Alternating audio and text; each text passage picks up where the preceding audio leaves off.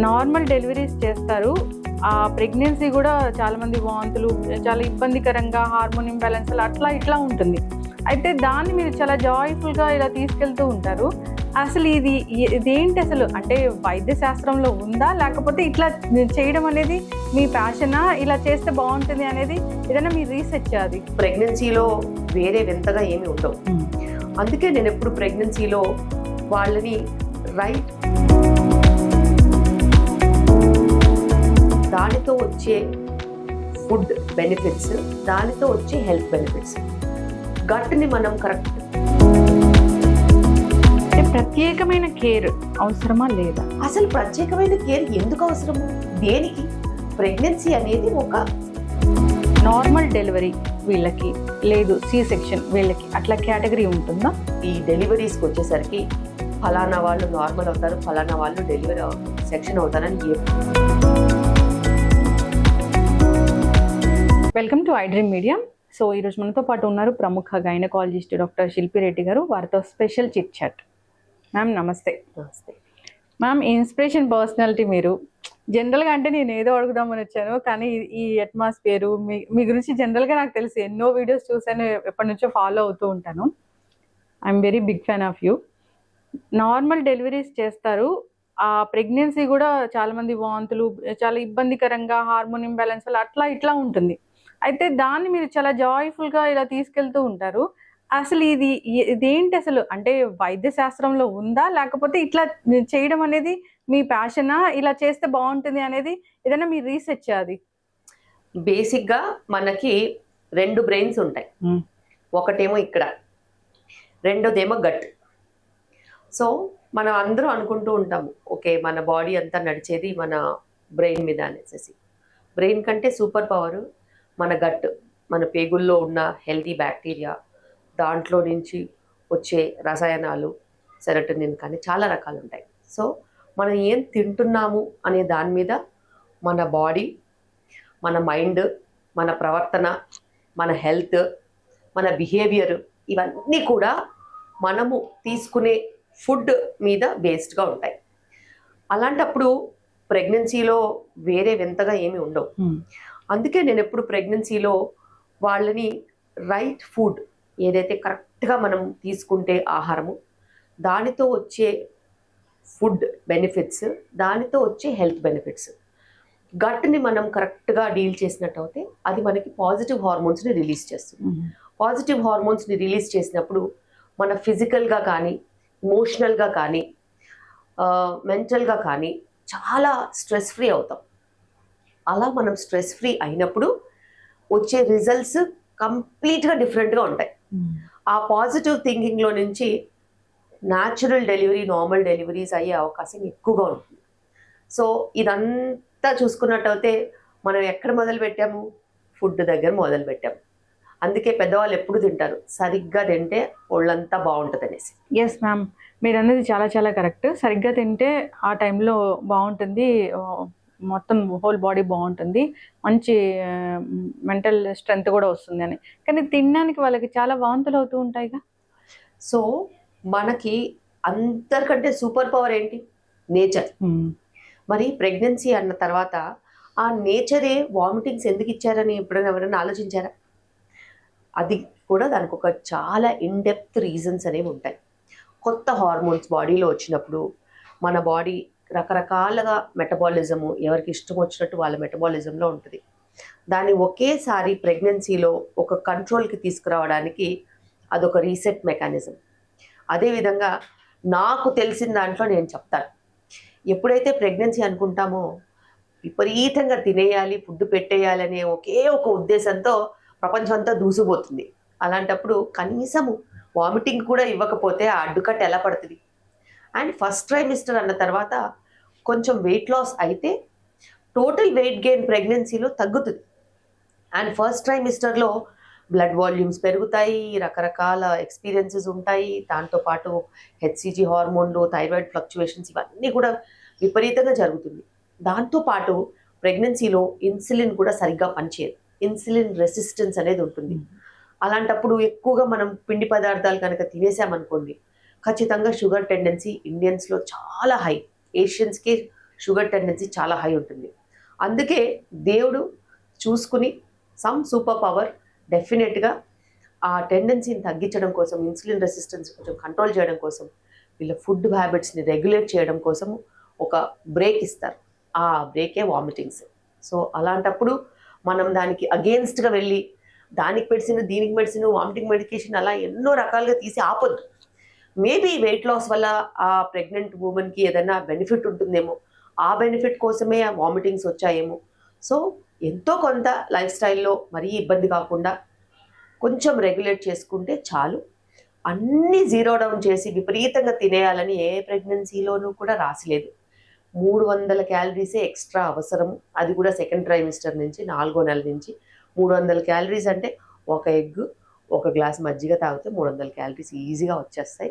దీన్ని పక్కన పెట్టి ఫుడ్ అనేదే మెయిన్ అజెండా కింద ఇప్పుడు మదర్స్, వాళ్ళ మదర్ ఇన్ లాస్ కూర్చుని వర్క్ అంతా ఆపిచ్చేసేసి ఫుడ్ ఫుడ్ ఫుడ్ ఫుడ్ పెట్టి అందరినీ డయాబెటిక్ మదర్స్, డయాబెటిక్ బేబీస్ని పుట్టిస్తున్నారు. ఎస్, అంటే ప్రత్యేకమైన కేర్ అవసరమా లేదా? అసలు ప్రత్యేకమైన కేర్ ఎందుకు అవసరము? దేనికి? ప్రెగ్నెన్సీ అనేది ఒక స్టేజ్ ఇన్ లైఫ్. ఎలా ఫ్యామిలీ స్టార్ట్ చేస్తామో, ఎలా మ్యారేజెస్ అవుతాయో, ఎలా కొత్త కుటుంబంలోకి వెళ్తామో, ఎలా అడ్జస్ట్మెంట్స్ అవుతాయి, ఎలా కొత్త జాబ్స్ వస్తాయి, అలాగే మదర్హుడ్ కూడా. అంతకు మించి ఎక్కువగా అటెన్షన్ ఇవ్వాల్సిన అవసరం లేదు. రెగ్యులేట్ చేసుకోవాల్సిన అవసరం ఉంది. కొత్త బాధ్యతని ఎలా ముందుకు తీసుకోవాలి, మనం చుట్టుపక్కల వాళ్ళని ఎలా మనము బాధ్యతలకి రెడీ చేయాలి అనే దాని మీద ప్రెగ్నెన్సీలో కాస్త అవగాహన ఉంటే సరిపోతుంది తప్పితే స్పెషల్గా కేర్ అస్సలు అవసరం లేదు. ఎస్ మ్యామ్, చూస్తే మీ పేషెంట్స్ మ్యాక్స్ అందరూ నార్మల్ డెలివరీస్కి వెళ్తూ ఉంటారు. చాలా హ్యాపీగా ఉంటాయి. ఇన్స్టా రీల్స్ చూసినా, యూట్యూబ్ వీడియోస్ చూసినా హ్యాపీగా ఉంటుంది ఆ ఫేజ్ అంతా. అంటే హ్యాపీ ఫేజే ఉంటుందా? ఎవరికైనా కాంప్లికేషన్స్ వచ్చిన కేసు మీరు చూసారా? 100% ఆబ్స్టిట్రిక్స్ అంటే డెలివరీస్ అన్న తర్వాత గుడ్, బ్యాడ్, అగ్లీ ఉంటాయి. గుడ్ అంటారా? లో రిస్క్ పాపులేషన్ వాళ్ళు వస్తారు, చెకప్లు చేసుకుంటారు, హస్బెండ్ని ట్రైన్ చేస్తాము, ఫ్యామిలీ సపోర్ట్ ఉంటుంది, వాళ్ళంతా అనుకున్న విధంగా ప్లాన్డ్గా అన్నీ పాటిస్తారు, హ్యాపీగా డెలివరీ అవుతారు, బేబీని తీసుకొని ప్రశాంతంగా వెళ్ళిపోతారు, మళ్ళీ నెక్స్ట్ ప్రెగ్నెన్సీకి అలాగే వస్తారు. ఇది చాలా మంచి ఆబ్స్టెట్రిక్స్. సెకండ్ కేటగిరీ ఉంటారు బ్యాడ్ ఆఫ్ ఆబ్స్టెట్రిక్స్. ఆల్రెడీ వాళ్ళు ఒబేస్గా ఉంటారు, బీపీలు ఉంటాయి, షుగర్లు ఉంటాయి, రకరకాల cardiac problems, neuro nephro problems, renal problems, ఈ కిడ్నీ ట్రాన్స్ప్లాంట్ అయిన వాళ్ళు, లేకపోతే ఎపిలెప్సీతో బాధపడేవాళ్ళు, ఇలా ఎన్నో రకాల మెడికల్ డిజార్డర్స్ ఉంటాయి. ఆ డిజార్డర్స్తో బాధపడేవాళ్ళు, స్థూలకాయ సమస్యలు ఉన్నవాళ్ళు, లేకపోతే ఇంతకుముందు మిస్క్యారేజెస్ అయిన వాళ్ళు, IVF pregnancies, infertility pregnancies, twins, ఎనీమియాను, చాలా పెద్ద క్యాటలాగే ఉంది అందులో. సో అలాంటి వాళ్ళకు కూడా బ్యాడ్ ఆఫ్ ఆబ్స్టెట్రిక్స్ అంటాం.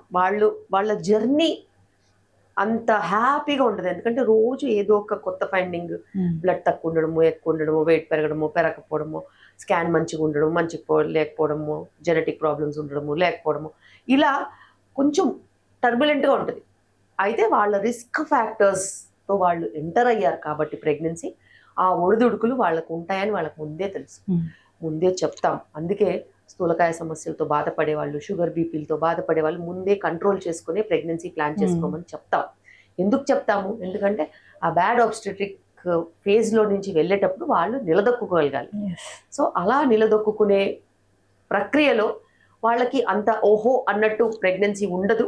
కానీ వాళ్ళ ఫైండింగ్స్ వాళ్ళకి అర్థమవుతూ ఉంటే వాళ్ళు దానికి అనుగుణంగా మలుచుకుని వెళ్ళిపోతే వాళ్ళ జర్నీస్ కూడా అంతో ఇంతో బాగుంటాయి. 100% మంచిగా ఉంటాయని చెప్పలేము, బట్ ఒక 60-70% వరకు వాళ్ళ జర్నీస్ కొంచెం టర్బులెంట్గా ఉన్నా కూడా అవుట్కమ్స్ మనం మేనేజ్ చేయొచ్చు. ఎందుకంటే మాది హై రిస్క్ సెంటర్ కాబట్టి ఇక్కడ అదే పనిగా హై రిస్క్ వర్క్ జరుగుతూ ఉంటుంది. కాబట్టి జర్నీ ఎలా ఉన్నా, యాంగ్షియస్గా ఉన్నా, యాంగ్జైటీ ఉన్నా, రిపోర్ట్స్ ఎలా ఉన్నా కూడా వాళ్ళ అవుట్కమ్స్ మంచిగా ఇచ్చేలాగా డెఫినెట్గా ట్రై చేస్తాం. ఇంకొకటి అగ్లీ ఆఫ్ ఆబ్స్టెట్రిక్స్ అని, వాళ్ళ దాంట్లో ఏంటంటే అంత మంచిగా ఉంటుంది, లాస్ట్లో ఏదో ఒక ట్విస్ట్ ఉంటుంది. అంటే బేబీ క్రై రాకపోవడము, లేకపోతే మదర్కి బ్లీడింగ్ అవ్వడము, డెలివరీ అయిన తర్వాత బ్లడ్ లాస్ అవ్వడము, ఇవన్నీ అగ్లీ ఆఫ్ ఆబ్స్టెట్రిక్స్. అవి ఈ ఆబ్స్టెట్రిక్స్లోనే ఉంటుంది. ఈ డెలివరీ అనే ప్రక్రియనే మరో జన్మ అని ఎందుకు చెప్తాము? ఇంకో జన్మ తల్లికి అని అంటే అందులో ఏదైనా ఎప్పుడైనా జరగచ్చు. ఎంత మంచి జర్నీ ఉన్నా కూడా సడన్గా ఓవర్ బ్లీడింగ్ అయ్యే ఛాన్సెస్ ఉంటాయి. ఎంత మంచిగా హార్ట్ బీట్ మానిటర్ చేసినా కూడా సడన్గా హార్ట్ బీట్ లేకుండా కూడా బేబీ వచ్చే అవకాశాలు ఉంటాయి. అవి కోట్లలో ఒకరికో, లక్షల్లో ఒకరికో, వేలల్లో ఒకరికో ఉన్నా కూడా అది అగ్లీ ఆఫ్ ఆబ్స్టెట్రిక్స్. ఆబ్స్టెట్రిక్స్ అంటేనే ఆ రిస్క్ అనేది ఉంటుంది. మదర్కి కూడా ఉంటుంది లైఫ్ రిస్క్, బేబీకి కూడా లైఫ్ రిస్క్ ఉంటుంది. ఛాన్సెస్ చాలా తక్కువ, కానీ ఎవరికి ఉంటుంది అనేది మనం చెప్పలేం. అయితే వాళ్ళ ఎఫర్ట్ని బట్టి, వాళ్ళ గ్రహస్థితి బట్టి, వాళ్ళ ఆలోచన స్థితి బట్టి, వాళ్ళ కోఆపరేషన్ ఇన్ డెలివరీని బట్టి వాళ్ళకి ఇలాంటి చిన్న చిన్న ప్రాబ్లమ్స్ ఎదురవుతూ ఉంటాయి. అయితే నేను ఎప్పుడూ చెప్తూ ఉంటాను, డెలివరీకి వచ్చినప్పుడు పాజిటివ్ పీపుల్నే తీసుకొని రావాలి. ఎందుకంటే లాస్ట్ వీక్ కూడా ఒక పిచ్చి పేషెంట్ ఎంత మంచి చేయాలనుకున్నా కూడా ఆ పేషెంట్ చుట్టుపక్కల వాళ్ళు ఉంటారు కదా, ఇదెందుకు అవ్వట్లేదు, అదెందుకు అవ్వట్లేదు, ఇదెందుకు అవ్వట్లేదు, వాళ్ళకి ఇలా అయింది, వీళ్ళకి అలా అయిందంటే ఆ పేషెంట్ నాకెందుకు అలా జరగలేదు అనే ఆలోచనలో రకరకాల కంప్లైంట్స్. కాసేపు ఆయాసం ఉంటుంది, హార్ట్ చెక్ చేస్తే నార్మల్ ఉంటుంది, కాసేపు హెడేక్ అంటది, మరై చేస్తే నార్మల్ ఉంటుంది. సో పక్కన వాళ్ళ ఇన్ఫ్లుయెన్స్ని బట్టి విపరీతంగా స్ట్రెస్ చేస్తే ఒక మదర్ ఎలా ఉంటుంది చెప్పండి. ఎంత యాంగ్జైటీ ఇచ్చేస్తారంటే చుట్టుపక్కల వాళ్ళు, ఆఖరికి అబ్రప్షో అంటాం, ఎప్పుడో కానీ చూడం మరి, అలాంటివి కూడా జరిగిపోతాయి వీళ్ళు పడే స్ట్రెస్కి. సో స్ట్రెస్ఫుల్ పీపుల్ని చుట్టుపక్కల పెట్టుకుంటే ఏ మంచి జరగదు. ఖచ్చితంగా. సో అలాంటప్పుడే ఈ అగ్లీ అండ్ ఆబ్స్టెట్రిక్ సిచ్యువేషన్స్ వస్తాయి. మేము ఎదురు చూడని సిచ్యువేషన్స్ మా కళ్ళ ముందు నిలబడతాయి. ఎస్ మ్యామ్, నార్మల్ డెలివరీ వీళ్ళకి లేదు, సి సెక్షన్ వీళ్ళకి అట్లా కేటగిరీ ఉంటుందా? ఎప్పుడు కూడా ఈ డెలివరీస్కి వచ్చేసరికి ఫలానా వాళ్ళు నార్మల్ అవుతారు, ఫలానా వాళ్ళు డెలివరీ సెక్షన్ అవుతారని ఎప్పుడు చెప్పలేము. అయితే కొన్ని కండిషన్స్లో మాయ కంప్లీట్గా కింద ఉంది, ఆమె ఖచ్చితంగా సిజేరియనే అవుతుంది, ఇది మటు ఖచ్చితంగా చెప్పగలుగుతాం.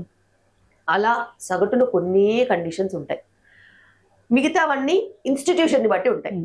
ఫర్ ఎగ్జాంపుల్ చెప్తున్నాను, ట్విన్స్ అనుకోండి, ట్రైన్డ్ ట్విన్ డెలివరీ చేయలేని వాళ్ళు, వీబ్యాక్ డెలివరీస్ చేయలేని వాళ్ళు, బ్రీచ్ డెలివరీస్ చేయలేని వాళ్ళు ఉంటే వాళ్ళు సెక్షన్స్కి పెట్టుకుంటారు, ముందే చెప్పేస్తారు.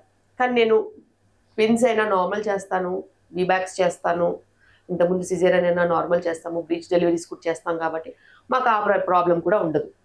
సో ఇట్లా నా దగ్గరకు వచ్చేవాళ్ళు ప్రతి ఒక్కరికి నార్మల్ డెలివరీ అయ్యే అవకాశమే ఉంటుంది. సెక్షన్ అవ్వాల్సిన పరిస్థితి వస్తే వాళ్ళకి ఆల్రెడీ తెలుస్తుంది ఆ విషయం, లేకపోతే ఎమర్జెన్సీస్లో ఏదన్నా ఉంటే తప్పితే, లేకపోతే యూజువల్గా నార్మల్ డెలివరీస్కి ట్రై చేయాల్సిన పరిస్థితి ఇప్పుడు ఉంది. ఫస్ట్ నుంచి ఫాలో అప్ అవ్వకుండా ఓన్లీ డెలివరీ కోసమే మీ దగ్గరికి రావచ్చా? ఖచ్చితంగా అలా చాలా మంది వస్తారు. అంటే ఒకవేళ మేము సగటున ఒక 100 డెలివరీస్ చేసామనుకోండి, నెలకి ఒక్క 10 నుంచి 15 మంది జస్ట్ అదే రోజు వస్తారు. ఎందుకంటే వాళ్ళ డాక్టర్ సిజేరియన్ చెప్పిందనో, లేకపోతే లాస్ట్ మూమెంట్లో మాకు సిజేరియన్ చేస్తానని చెప్పారనో, లేకపోతే ఉమ్మనీరు పడిపోయినట్టు వెళ్తే వాళ్ళు ఆపరేషన్ చెప్పేశారనో, ట్విన్స్కి ఆపరేషన్ చెప్పారనో, బ్రీచ్ డెలివరీ ఉంది చేస్తారనో, నాకు వీబ్యాక్ కావాలని వస్తారు. వచ్చినప్పుడు అందులో 80% వాళ్ళకి నార్మల్ చేసే అవకాశం కూడా ఉంటుంది, అండ్ వాళ్ళకి రిజల్ట్స్ కూడా బాగుంటాయి. ఎందుకంటే వాళ్ళ సంకల్పమే వాళ్ళని గెలిపిస్తుంది. ఎప్పుడైనా కానీ ఒక ప్రెగ్నెంట్ మదర్కి చాలా డిటర్మినేషన్ ఉంటుంది, తనకి కావాలి అని అనుకుంటే అది కావాలంతే. అలా మనము ఎంకరేజ్ చేస్తే మనం అనుకునేది కూడా జరుగుతుంది, వాళ్ళు అనుకునేది కూడా జరుగుతుంది. ఎస్, నార్మల్ డెలివరీలో కాంప్లికేషన్స్ ఉండవు, సో సి సెక్షన్లో మాత్రమే తర్వాత కాంప్లికేషన్స్ వస్తాయి అంటారు, వాస్తవం ఎంత? అబ్సల్యూట్లీ అది తప్పు. డెలివరీ అనేది ఒక కాంప్లికేషన్ అని అనుకోవాలి మనం బేసిక్గా. అది నార్మల్ డెలివరీలో అయినా కాంప్లికేషన్స్ ఉండొచ్చు, సిజేరియన్లో అయినా కాంప్లికేషన్స్ ఉండొచ్చు. అయితే నార్మల్ డెలివరీలో కాంప్లికేషన్స్ అయ్యే అవకాశము సగటున 100 మందికి ఒకరికో ఇద్దరికో అయితే, సిజేరియన్లో కాంప్లికేషన్స్ అయ్యే అవకాశాలు 5 నుంచి 10 మందికి. సో నంబర్ ఎక్కువ, బ్లడ్ లాస్ ఎక్కువ, బ్లడ్ లాస్తో పాటు రికవరీ టైం ఎక్కువ, చాలా రకాల సూచర్ మెటీరియల్స్ వాడాల్సిన అవసరం ఉంటుంది, బ్యాక్ టు నార్మల్గా అవ్వడానికి టైం పడుతుంది, బేబీని కేర్ చేసుకోవడానికి టైం పడుతుంది. సో ఇలా ఎన్నో రకాల డిసడ్వాంటేజెస్ ఉన్నప్పటికీను సిజేరియన్కి యూజువల్గా హ్యూమన్ సెంటిమెంట్, అది వాళ్ళని ఆ సెంటిమెంట్ మీద ప్లే చేస్తారు. పెయిన్ అనే ఫ్యాక్టర్ మీద చాలా చాలా ఈ ప్లేయింగ్ అనేది జరుగుతుంది. పెయిన్ అనేది డెలివరీలో లేనప్పుడు ఎవ్వరూ ఆపరేషన్ చేయించుకోరు. మీరు చూడండి, ఎవ్వరు అసలు అడగరు. ఆ పెయిన్ అనే ఫ్యాక్టర్ మీదనే మళ్ళీ మళ్ళీ మళ్ళీ మళ్ళీ ప్రెగ్నెంట్ ఉమెన్ ని దెబ్బతీసి వాళ్ళ బ్రెయిన్ అంతా పాడు చేసి, అందులో ఒక మాతృత్వం అనేది ఉంది, అందులో ఒక మంచి అనుభూతి అనేది ఉంది. అదే మదర్హుడ్ కి బేసిస్. ఎందుకంటే సిజేరియన్ తర్వాత కూడా పెయిన్ ఉంటుంది, వారాలు ఉంటుంది, నెలలు ఉంటుంది. కానీ దాన్ని పక్కన పెట్టి ఓన్లీ లేబర్ పెయిన్ నే హైలైట్ చేసి చాలా మూర్ఖంగా మనసులని మొత్తం చెలించేస్తారు. సో అది సమాజం ఎందుకు చేస్తుందో తెలియదు. ఆ దారి అసలు ఎందుకు పట్టారో కూడా అర్థం కావట్లేదు. అప్పటికి ఇప్పటికీ మారలేదా మ్యామ్? పెయిన్ అంటే పెయిన్ తగ్గించడానికి కానీ ఏదైనా ఒకటి అడ్వాన్స్ ట్రీట్మెంట్ అనేది రాలేదా దానికోసం? బేసిక్ గా బోలెడ్ అడ్వాన్స్ ట్రీట్మెంట్లు ఉన్నాయి.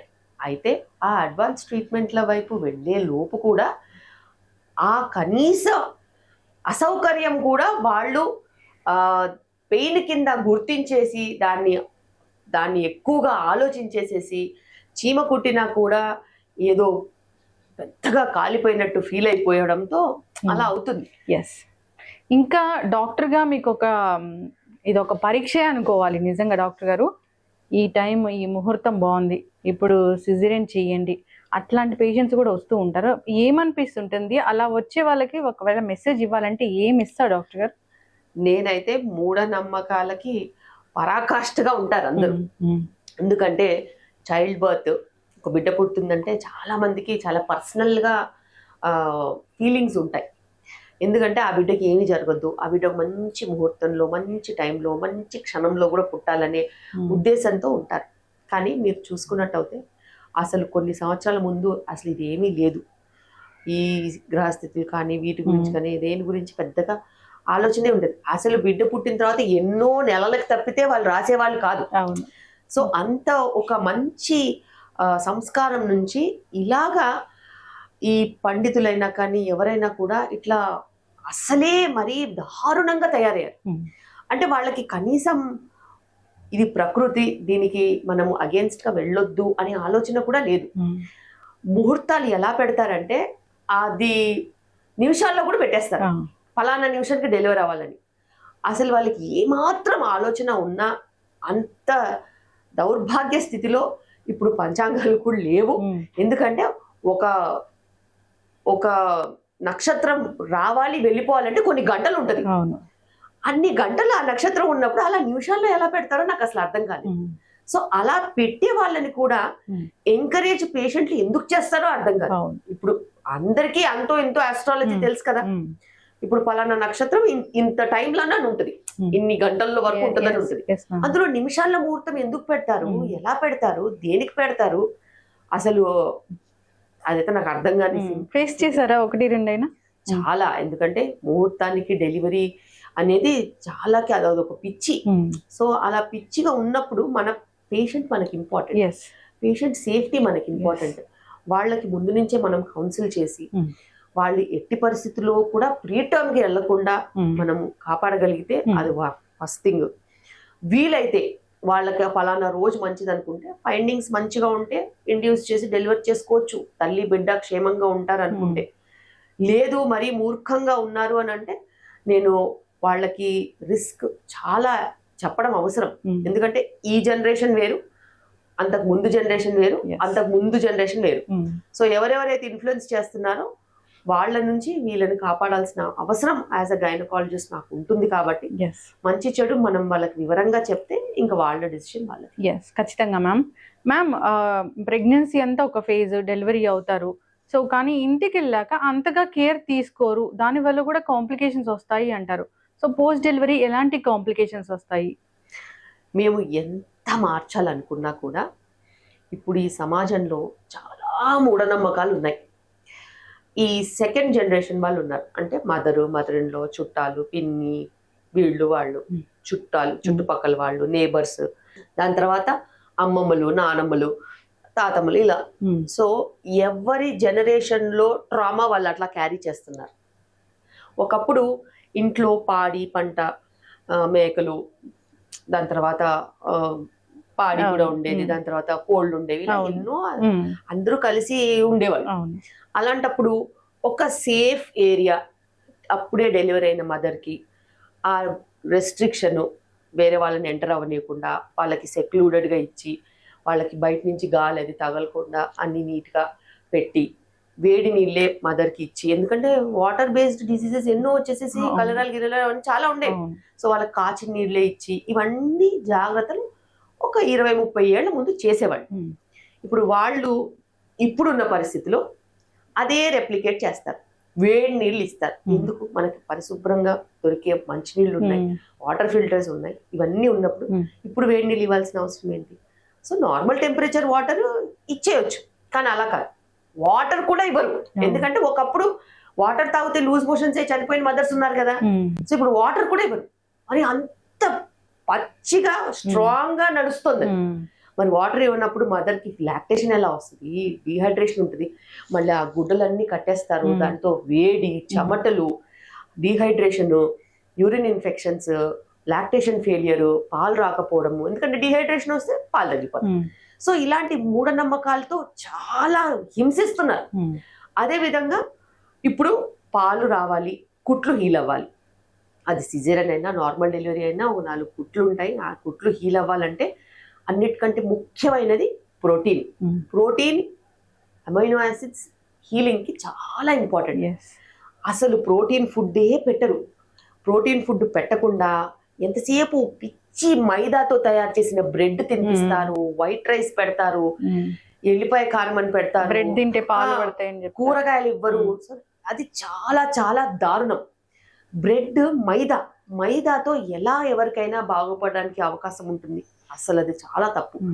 సో ప్రోటీన్ కావాలంటే ఇదర్ గుడ్డు, లేకపోతే అన్ని రకాల పప్పులు, లెగ్యూమ్స్, లెంటిల్స్, పల్సెస్ అంటాము, నట్స్, సీడ్స్, ఇవన్నీ ఇస్తాము. పల్లీలో, లేకపోతే నువ్వులో, లేకపోతే ఇలాగా ఇవన్నీ మనం ప్రోటీన్ ఇస్తేనే అది కుట్లు అనేది హీల్ అవుతాయి. ఇప్పుడు ఎంతమంది పేషెంట్స్కి కుట్లు హీల్ అవ్వకుండా గేపింగ్ వచ్చేసేసి, ఎందుకంటే మదర్స్ పాపము ఆ బేబీని చూసుకునే క్రమంలో ఉండిపోతారు. వాళ్ళకి ఫీడింగ్ ఫీడింగ్ ఫీడింగ్ ఫీడింగ్ అంటారు. ఈ పేరెంట్స్ ఏం చేస్తారంటే అదే విధిగా పిచ్చి ఫుడ్ అంతా పెడతారు. వాళ్ళు గతి లేక తింటారు. తిన్న తర్వాత జాండిస్లు ఉంటాయి, డిహైడ్రేషన్లు ఉంటాయి, ఫెయిలియర్స్ ఉంటాయి, కుట్లు ఓపెన్ అవుతూ ఉంటాయి. ఇది అసలు నెవర్ ఎండింగ్. ఈ సొసైటీలో ఈ ప్రక్రియని మార్చలేకుండా పోతున్నాం. ఇంత మూఢనమ్మకాలు ఏంటమ్మా? మనకి లోపట గ్యాస్ట్రిక్ యాసిడ్ ఉంటుంది. నువ్వు ఏం వేసినా కానీ నువ్వు యాసిడ్లో నీకు అది డైజెషన్ పవర్ అనేది ఉంటుంది కదా. సో అలాంటప్పుడు ఇలాంటి ఎన్నో మూఢనమ్మకాలతోని పేషెంట్స్ ఇప్పటికి కూడా సఫర్ అవుతున్నారు. లో సోషో ఎకనామిక్ స్ట్రాటా కాదు, richest of people also are facing the same problem. వాళ్ళకి అనవసరమైన అడ్వైజ్లు, ఇది తినొద్దు, అది తినొద్దు, ఆ గాలి పీల్చొద్దు, ఈ గాలి పీల్చొద్దు, ఇలా కూర్చోవద్దు, అలా నించోవద్దు. ఎంత దారుణం అంటే ఆ పుట్టిన బేబీని అందరూ ఎత్తుకుని తిరుగుతూ ఉంటారు. ఒకళ్ళు స్నానం చేపిస్తారు, ఒకళ్ళు బట్టలు మారుస్తారు, ఒకళ్ళు పడుకోబెడతారు, ఫ్యాన్సీ ఉయ్యాళ్ళు. మళ్ళీ మదర్ టచ్ లేకపోతే ఫీడింగ్ ఎలా వస్తుంది? ఒక మదర్ టచ్ లేకపోతే, ఆ హ్యాండ్లింగ్ మదర్ చెయ్యకపోతే మదర్కి పాలు ఎలా వస్తాయి? ఆ ఫీల్ ఎలా వస్తుంది? ఎంతసేపు ఏదో చేయాలనే తాపత్రయంతో జనాలు మీద పడుతున్నారు తప్పితే ఆ మదర్కి ఎలాంటి ఆహారం మంచిది, ఆ మదర్కి సరైన టైంలో మంచినీళ్ళు టైంకి ఇవ్వాలి, మదర్కి చైల్డ్కి స్కిన్ టు స్కిన్ బాండింగ్ అనేది ఇవ్వాలి, వాళ్ళకి కొంచెం ప్రైవేట్ స్పేస్ ఇవ్వాలి, వాళ్ళ టైం వాళ్ళకి ఇస్తే ఆ అలవాటు అనేది ఉండి లాక్టేషన్ కూడా చాలా బాగుంటుంది అనే ఉద్దేశం వాళ్ళకి అసలు లేదు. ఎంతసేపు పాత కాలంలో నుంచి వచ్చిన మూఢనమ్మకాలని ఇప్పుడు వీళ్ళ మీద రుద్దుతున్నారు. కానీ ఇప్పుడున్న పరిస్థితుల్లో మనకి ఎప్పుడు కావాలంటే వెలుగుంటుంది, ఎప్పుడు కావాలంటే మంచినీళ్ళు ఉంటాయి, ఎప్పుడు కావాలంటే మనకు ఆహారం అనేది అన్ని వేళలా అన్ని రకాల అవైలబిలిటీ ఉంది. సో కొన్ని రెస్ట్రిక్షన్స్ మైండ్లెస్ గా ఉన్నాయి. ఆ మైండ్లెస్ రెస్ట్రిక్షన్స్ ని పక్కన పెట్టి కొంచెం మైండ్ఫుల్ గా ఆలోచించి ఆ మదర్ కి చైల్డ్ కి కొంచెం కంఫర్ట్ ఇస్తే వాళ్ళ లైఫ్ ని వీళ్ళు బాగుపరిచే అవకాశం ఉంటుంది. ఆ అవకాశాన్ని పోగొట్టేలాగా రకరకాల మూఢనమ్మకాలతో వీళ్ళని రుద్దుతున్నారు. పాపం సఫర్ అయ్యే పేషెంట్ ఏంటంటే చిన్న 2 కుట్లు పడినా కూడా అది మానక అది ఓపెన్ అయిపోయి డ్రెస్సింగ్లకు వచ్చి వాళ్ళ బాధ చూడలేకుండా ఉన్నాం. ఇంకా మళ్ళీ గొప్పగా చెప్తారు, పప్పులు ఏమి పెట్టలేదమ్మా అని. నన్ను పప్పులు పెట్టకపోతే వాళ్ళకి హీలింగ్ ఎలా ఉంటుంది, వాళ్ళు ఎలాగ నార్మల్గా అతుక్కుంటాయి ఫుడ్లు, మీకు అసలు అది అర్థం అవ్వట్లేదు అని అంటే మా అప్పుడు పెట్టలేదంటారు. మీ అప్పుడు 16 ఏళ్ల వయసు, 18 ఏళ్ల వయసు, ఆ వయసుకి ఏది కట్ అయినా హీల్ అయిపోతుంది కదా. ఆ ఏజ్ అట్లాంటిది. నువ్వు తినకపోయినా నీకు హీలింగ్ పవర్ చాలా బాగుంటుంది. ఇప్పుడు అందరు మదర్స్ 30, 35, 38 ఇలాగ వయసు పెట్టుకుని వాళ్ళకి హీలింగ్ పవర్ లేనప్పుడు నువ్వు కనీసం ప్రోటీన్ కూడా పెట్టకపోతే ఎలా? అయితే మ్యామ్ జనరల్గా ఈ ఏజ్ వరకే కన్సీవ్ అవ్వాలి, ఈ ఏజ్ వరకే ప్రెగ్నెన్సీ ప్లాన్ చేసుకోవాలి అట్లా ఉంటుందా? ఖచ్చితంగా. ఎప్పుడైతే హెల్తీ ప్రెగ్నెన్సీస్ అనుకుంటామో, ఎటువంటి హెల్త్ ప్రాబ్లమ్స్ ఉండొద్దు అని అనుకున్నప్పుడు ఎలాగ ఒక mother body weight health parameters important, father body weight health parameters important, అలాగే ఏజ్ కూడా ఒకటి చాలా ఇంపార్టెంట్. mid-20s late 20s మనకి రిప్రొడక్టివ్ పొటెన్షియల్ చాలా బాగుంటుంది. Early 20s mid-20s late 20s reproductive potential చాలా బాగుంటుంది. So first child birth, second child birth complete చేసుకుంటే మీకు ఎఫిషియంట్ చైల్డ్ బర్త్స్ అవుతాయి, అదేవిధంగా ఓపిక కూడా ఉంటుంది, అదేవిధంగా క్యాచప్ గ్రోత్, హీలింగ్, దాని తర్వాత రెస్పాన్సిబిలిటీస్ ఈజీగా వెళ్ళిపోతాయి. అదే ఎర్లీ 30s కొంచెం ప్రెగ్నెన్సీ రావడానికి డిఫికల్టీస్ ఉండొచ్చు, కొంచెం హై రిస్క్ ప్రెగ్నెన్సీస్ ఉండొచ్చు. mid-30s వాళ్ళకైతే రకరకాల జెనెటిక్ ప్రాబ్లమ్స్ కూడా కొంచెం ఇన్సిడెన్స్ ఎక్కువ ఉంటుంది, షుగర్ బీపీ వచ్చే ఛాన్సెస్ కూడా ఎక్కువగా ఉంటాయి. లేట్ 30s వాళ్ళకి మిస్క్యారేజెస్ రేట్స్ కూడా ఎక్కువగా ఉంటాయి వీటన్నిటితో పాటు. సో ఎప్పుడైతే ఏజ్ పెరుగుతూ ఉంటుందో దానికి ఉన్న రిస్క్ పెరుగుతూ ఉంటుంది. అందరికీ ఆ రిస్క్ రాకపోయినా వాళ్ళ హెల్త్ సిచ్యువేషన్ని బట్టి, వాళ్ళ జనరల్ జెనెటిక్స్ని బట్టి, వాళ్ళ ఎగ్ క్వాలిటీని బట్టి, స్పర్మ్ క్వాలిటీని బట్టి బేబీ అవుట్కమ్స్ అనేవి ఉంటాయి. ఇంకా మనం చూసుకున్నట్టయితే ఇండియాలో బీపీ, షుగర్, ఒబేసిటీ, కొలెస్ట్రాల్ ఇలాంటివి ఎన్నో సమస్యలు 35+ వాళ్ళకి ఇప్పుడు చాలా ఎక్కువగా వస్తున్నాయి. ఎందుకంటే చేసే కష్టమైన పనులు తగ్గిపోయి, టెక్నాలజీ ద్వారా మనకి అసిస్టెన్స్ ఎక్కువ వచ్చేసేసి పనులు తగ్గిపోయి ఫుడ్ ఈజీగా దొరకడం మొదలైంది. అదేవిధంగా సింపుల్ కార్బ్స్ అంటాం, వైట్ రైస్, మైదా, స్వీట్లు, చాక్లెట్లు, షుగర్లు, జ్యూస్లు, కూల్ డ్రింక్స్లు, అలాగే wheat related products, refined products, ప్యాకెట్స్లో నుంచి ప్రోడక్ట్స్, ఇవన్నీ దొరికేసరికి చిన్న చిన్న పల్లెటూర్లలో కూడా వెళ్ళిపోయినాయి అవన్నీ. సో అవి తీసుకోవడం మూలాన జనరల్ హెల్త్ బ్యాడ్గా అవ్వడము, ఫర్టిలిటీ ప్రాబ్లమ్స్ రావడము, లేట్ ప్రెగ్నెన్సీస్లో రకరకాల హెల్త్ ఇష్యూస్ చూస్తున్నాం. అయితే మ్యామ్ జనరల్గానే మ్యారేజ్ అనేది కూడా ఒక ఏజ్ వరకైనా చేయాల్సి ఉంటుందా? మనం బేసిక్గా మనము చూసుకున్నట్టయితే right age to get married is before mid-20s, because ఆ టైంలో ఫ్లెక్సిబిలిటీయే కాకుండా బెస్ట్ ఆఫ్ హెల్త్ ఉండే ఛాన్సెస్ ఉంటాయి. అదేవిధంగా మీ కెరియర్లో కూడా కనీసం ఒక జాబ్ కానీ ఉండడము, ఇలాంటివి కూడా వచ్చేస్తాయి. అయితే మనము ప్రయారిటైజ్ చేసుకోవాలి. నేను ఎప్పుడు చెప్తుంటాను, మీకు ప్రయారిటీ ఏంటి? మీకు ఫ్యామిలీ, చిల్డ్రన్, గ్రోత్, కెరియర్, వాళ్ళ లైఫ్, అలా మీరు అనుకుంటే మట్టుకు ఇదే నిజం. mid-20s అంతా మీరు సెటిల్ అవ్వి మీకున్న ఉద్యోగంతో బేసిక్ నీడ్స్ సెట్ చేసుకుని ప్రెగ్నెన్సీస్ ప్లాన్ చేసుకుని పెళ్ళిళ్ళు, ప్రెగ్నెన్సీస్, డెలివరీస్ అన్నీ చూసుకోవాలి. కొంతమందికి స్పెషల్ ప్రిఫరెన్సెస్ ఉంటాయి. వాళ్ళకి వాళ్ళ కెరియర్ అనేది ఇంపార్టెంట్ ఉంటుంది.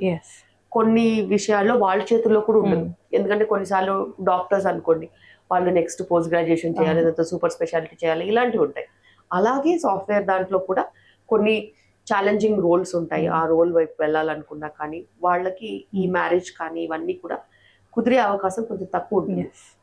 సో మీ ప్రయారిటీ కెరియర్ అయితే మటుకు మీరు అలా ఎంచుకున్నట్టు అయితే ఆ delay in marriage and reproduction తో ఉన్న కాన్సిక్వెన్సెస్ కి మీరు అప్పుడు రెడీగా ఉండాలి. అక్కడ దాకా వెళ్ళిన తర్వాత అయ్యో అనుకుంటే వెనక్కి రాదు ఏజ్. సో క్లారిటీ అనేది మీ ఆలోచన విధానంలో ఉండాల్సిన అవసరం ఉంది. Late marriages and late pregnancies, late deliveries, దాని తర్వాత లేట్ రెస్పాన్సిబిలిటీస్, ఎనర్జీస్, ఇవన్నీ కూడా చాలా తర్వాత కనుక మీరు రిగ్రెట్ అవుతే మీ టైం లాస్ట్ ఇస్ లాస్ట్. ఖచ్చితంగా మ్యామ్.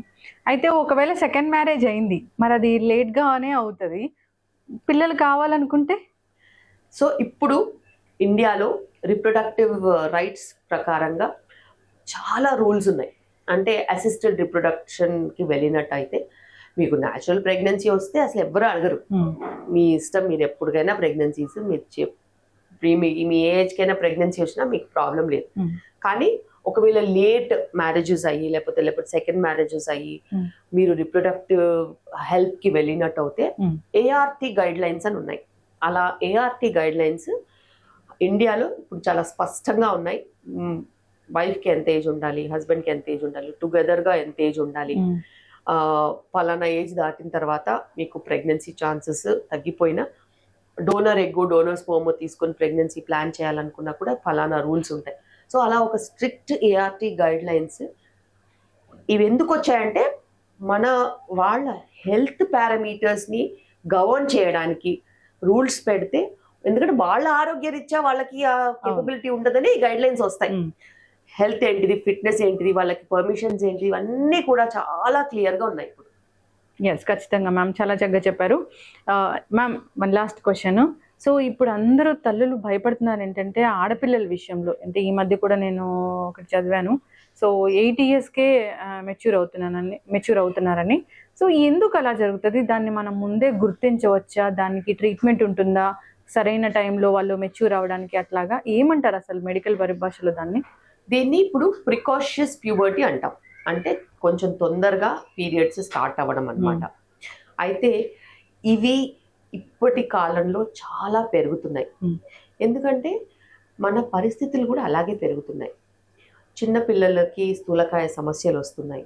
వాళ్ళు చాలా మటుకు గ్యాడ్జెట్స్ పట్టుకొని కూర్చుంటే ఆడుకోవడానికి వెళ్ళకపోయినా కానీ ఒకే దగ్గర కౌచ్ పొటాటోస్ అంటాం, కూర్చుని టీవీలు చూడడము, మొబైల్స్ చూడడము అట్లా చూస్తూ ఉంటే వాళ్ళకి స్థూలకాయ సమస్యలతో పాటు హార్మోన్ ఇంబ్యాలెన్స్తో పాటు చాలా అవలీలగా చాలా రకాల ఫుడ్ యాప్స్లో నుంచి ఫుడ్ ఆర్డర్ చేసేసుకోవడం, బయట ఫుడ్ ఎక్కువగా తినేయడం మూలాన కూడా వాళ్ళకి ఈ ఒబేసిటీ రిలేటెడ్ హై ఈస్ట్రోజన్ వచ్చేసేసి ఆ estrogen related changes, breast development, periods తొందరగా స్టార్ట్ అయిపోవడం, ఇవన్నీ కూడా. ఇవి కాకుండా మళ్ళీ హార్మోన్స్, ఎక్స్టర్నల్ హార్మోన్స్ యూజ్ చేసే కాస్మెటిక్స్లో ఎక్స్టర్నల్ హార్మోన్స్ ఉంటాయి. ఇప్పుడు మిల్క్ రిలేటెడ్ ప్రోడక్ట్స్, మిల్క్లో కూడా ఎక్స్టర్నల్ హార్మోన్స్ ఉంటాయి. సో ఇలాగా కొన్ని వందల పరిస్థితుల మధ్యలో ఈ పిల్లలు పెరుగుతున్నారు. అది అటు స్కూల్స్ అయితేనేమి, అటు పేరెంట్స్ అయితేనేమి, అటు ఫుడ్ రెగ్యులేషన్ అయితేనేమి, ఏవి కూడా సీరియస్లీ నెక్స్ట్ జనరేషన్ చిల్డ్రన్కి ఏం కావాలనే విషయంలో అస్సలు క్లారిటీగా లేదు. ఎంతసేపు వాళ్ళ మీద ప్రెషర్ పెట్టి వాళ్ళకి అది చదివించి ఇది చూపించి ఇది చేద్దాం అది చేద్దాం అనుకుంటున్నారు తప్పితే అక్కడికి వెళ్ళే లోపు వాళ్ళకి అన్ని రోగాలు వచ్చేస్తాయని చెప్పేసి వీళ్ళకి ఇప్పటికి కూడా అర్థం అవ్వట్లేదు. ఎంతసేపు కాంపిటీషన్ కాంపిటీషన్ కాంపిటీషన్ అనుకుంటున్నారు తప్పితే ఒక బ్యాలెన్స్డ్ న్యూట్రిషన్ అంటే ఏంటి, ఒక బ్యాలెన్స్డ్ ఫిట్నెస్ రెజీమ్ ఏంటి, పిల్లలు మెంటల్గా ఎలా వాళ్ళని మనం సపోర్ట్ చేయాలి, ఎలా వాళ్ళ గ్రోత్ని మనం మానిటర్ చేయాలి, ఎలా వాళ్ళ హెల్త్ని మనము కాంప్రిహెన్సివ్గా ఆలోచించి ముందుకు తీసుకెళ్లాలనే విధంలో అసలు ఎవ్వరూ ఆలోచించట్లేదు. ఎవరికైనా పియర్ ప్రెషర్, వాళ్ళ పిల్లలు ఇది చేశారు మా పిల్లలు అది చేయాలి, వాళ్ళ పిల్లలు ఇది చేశారు మా పిల్లలు అది చేయాలి, అక్కడ ఇంకా స్కూల్ బాగుంది అక్కడ ఇంకా ఎక్కువగా ట్రైనింగ్ ఇస్తారు అక్కడ ఇంకా బాగా రుద్దుతారని చెప్పేసి తీసుకెళ్ళి గంటలు అసలు స్కూల్ టైమింగ్స్ ఏంటండి నాకు అర్థం కాదు. నేను చదువుకునేటప్పుడైతే 9 o'clock స్కూల్, 3 o'clock ఫినిష్డ్, ఇంతే. నేను కమ్యూట్ చేశాను, అది వేరే విషయం. బట్ స్కూల్ అంటే స్కూల్ టైమింగ్స్. ఇప్పుడు స్కూల్ టైమింగ్స్ పొద్దున్న నుంచి రాత్రి వరకు కూడా స్కూల్ అంటున్నారు, ఎక్స్టెండెడ్ అవర్స్ అంటున్నారు, కూర్చొని చదివిస్తున్నారు, స్టడీ అవర్స్ అంటారు.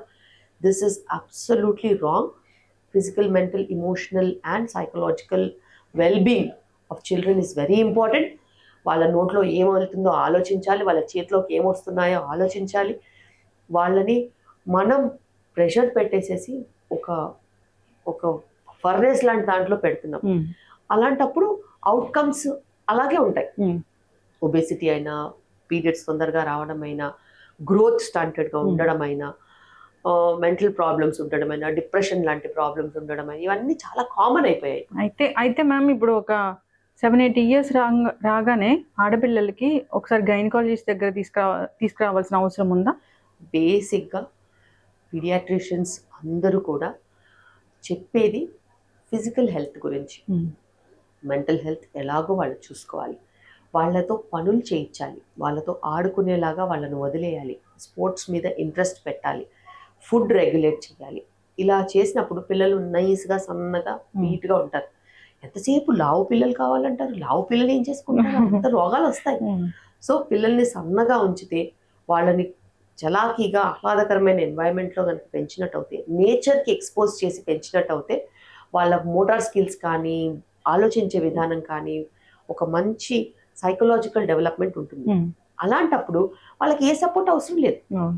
అసలు ఇంట్లో చేసిన ఫుడ్ పెడితే నీట్గా, వాళ్ళకి ఏ సపోర్ట్ అవసరం లేదు. మంచి ఫుడ్ ఇంట్లో మన తరతరాల నుంచి వచ్చిన భోజనం కనుక మనకి సోషల్ ఫుడ్ అంటాం. మదర్సే లేరు ఇప్పుడు. మినిమలిస్టిక్గా కుక్ చేసి పెట్టినా కూడా వాళ్ళ గ్రోత్ డెవలప్మెంట్ చాలా బాగుంటుంది. అండ్ ఎలాబరేట్ డిషెస్ కాకపోయినా కానీ బేసిక్ డిషెస్ అయినా రావాల్సిన అవసరం ఉంది. అందుకే మేము ఇప్పుడు ప్రెగ్నెంట్ కపుల్స్ అందరికీ కుకింగ్ స్కిల్స్ అనేవి చాలా ఇంపార్టెంట్ అని చెప్తాం. అందుకే మేము కుకింగ్ క్లాసెస్ కూడా పెడుతూ ఉంటాం. అటు హస్బెండ్స్ కూడా హెల్ప్ చేయాలి, హస్బెండ్స్ కూడా ఖచ్చితంగా కుకింగ్లో వాళ్ళకి ఎంతో కొంత రావాల్సిన అవసరం ఉంది. చేదోడు వాడోడుగా ఉంటే ఖచ్చితంగా వాళ్ళు టుగెదర్ ఫ్యామిలీ అనేది ముందుకెళ్తుంది. అండ్ బేసిక్ కుకింగ్ వచ్చినా చాలు. మనం మన గ్రాండ్ మదర్స్, మన మదర్స్ దగ్గరకు వచ్చేసరికి వాళ్ళకి 100 ఐటమ్స్ వస్తే, మన మదర్స్ దగ్గర ఒక 70 ఐటమ్స్ వస్తాయి. మనకు ఒక 30 ఐటమ్స్ వండడానికి వచ్చినా కానీ చాలు. అందులో కూడా మనం ఇన్నోవేషన్ చేసుకుంటూ వెళ్ళచ్చు. సో పిల్లల్లో ఈ పీరియడ్స్కి ముందు వచ్చే చేంజెస్ పీడియాట్రిషియన్స్ గమనిస్తారు. ఎందుకంటే మీరు రెగ్యులర్గా పీడియాట్రిషియన్ దగ్గరికి తీసుకెళ్తే 5 years, 6 years, 7 years కూడా ఏదో ఒక వ్యాక్సినేషన్స్ ఉంటూనే ఉంటాయి. ఆ టైంలో వాళ్ళు కనుక బ్రెస్ట్ డెవలప్మెంట్ గమనించినట్టు అయితే, పీడియాట్రిక్ ఎండోక్రైనాలజీ అని సపరేట్గా స్పెషాలిటీ ఉంది. వాళ్ళు ఈ పీరియడ్స్ ఎర్లీగా రాకుండా ఉండేలాగా వాళ్ళు గమనించుకుంటూ ఉంటారు. గైనకాలజిస్ట్ దగ్గరికి అబౌవ్ 14 years వాళ్ళు, పీడియాట్రిషియన్స్ దగ్గరికి బిలో 14 years వాళ్ళు హెల్ప్కి వెళ్ళొచ్చు. అయితే ఒకవేళ ఆల్రెడీ పీరియడ్స్ వచ్చినా, లేక అధిక రక్తస్రావం లాంటివి జరిగినా కూడా గైనకాలజిస్ట్ పర్వ్యూలో వచ్చి మనం వాళ్ళకి ట్రీట్మెంట్ ఇవ్వడం జరుగుతూ ఉంటుంది. అయితే ప్రతి చైల్డ్కి ఖచ్చితంగా హెల్త్ అనేది చాలా ఇంపార్టెంట్. అండ్ మంచి పీడియాట్రిషియన్ పర్యవేక్షణలో వాళ్ళ హెల్త్ చెకప్స్ జరగాల్సిన అవసరం అయితే ఉంది. ఖచ్చితంగా మ్యామ్, చాలా చక్కగా చెప్పారు. చాలా చక్కటి ఇంటర్వ్యూ కూడా మీది. చాలా వాల్యుబుల్ టైం మా కోసం టైం కేటాయించారు. చక్కటి ఇన్ఫర్మేషన్ మ్యామ్. ధన్యవాదాలు. Thank you so much.